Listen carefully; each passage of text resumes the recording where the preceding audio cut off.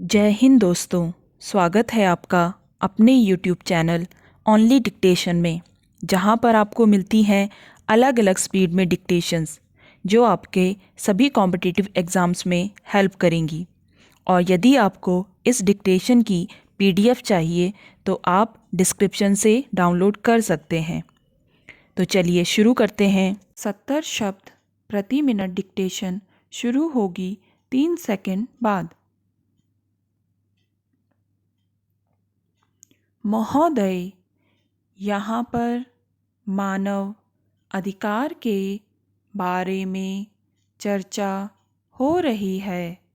मानव अधिकारों के विश्लेषणों से स्पष्ट हो जाता है कि इस मामले में सभी देशों को मिलकर समग्रतावादी दृष्टिकोण अपनाया जाना चाहिए।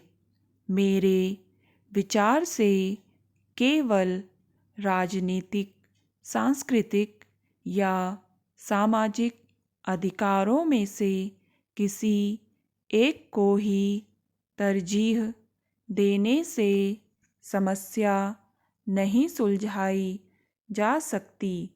हम इतिहास के मुकाम पर पहुंच चुके हैं। वहाँ तक यह कतई नहीं कहा जा सकता है कि केवल राजनीतिक अधिकार मिल जाने से बाकी अपने आप हो जाएगा।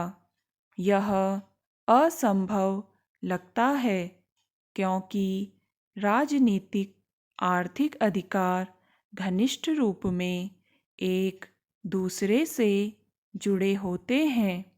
हम आम तौर पर मानते हैं कि प्रजातांत्रिक व्यवस्था में कभी अकाल की स्थिति निर्मित नहीं हो सकती है।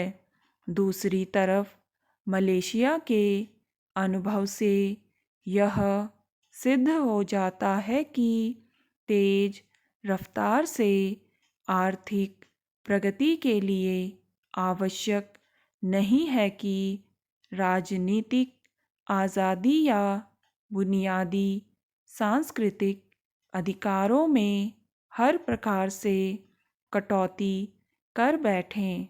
मूलतः ऐसा नहीं कहा जा सकता है कि मलेशिया के अंदर स्थितियां बिल्कुल आदर्श हो गई हैं।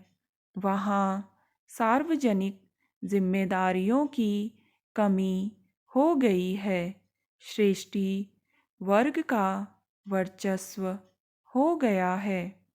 पुरातनपंथी राजनीतिक संस्कृति से संबंधित अनेक तरह से बंधनकारी कानून कायदे प्रचलित हैं। यह बात सही है कि कमोवेश 4 दशक की अवधि में मलेशिया द्वारा अपने अधिकारों की हिफाजत करने के लिए प्रयास किया जाता रहा है। महोदय, दूसरी तरफ मलेशिया ने विश्व राष्ट्रों के सहयोग के बिना अपने अधिकार को अमेरिकी अड़ंगेबाजी के बावजूद हासिल करने की बहुत कोशिश की गई है।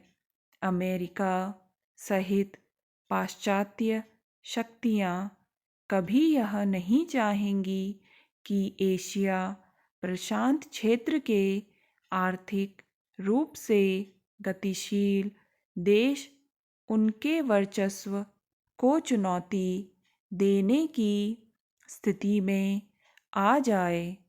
इसका जवाब देने के लिए इस क्षेत्र के लोगों को वैश्विक सूचना तंत्र की धमनियों तक पहुंच का अधिकार देने के लिए मांग करनी चाहिए, ताकि वे उनकी तकनीक का उपयोग कर सकें।